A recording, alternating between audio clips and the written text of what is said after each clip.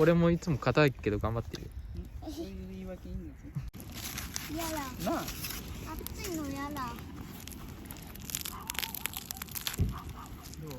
僕暑いのやだだからやらないで。やっぱりティッシュで巻かんと。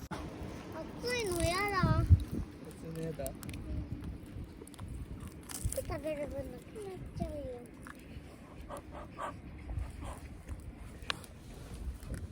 楽しいね。遠赤外線じゃねえんだもん。楽しいね。楽しい？何があった？なんか面白くなったキャンプ。見た？なんか牛に落ちる。飛んだよ。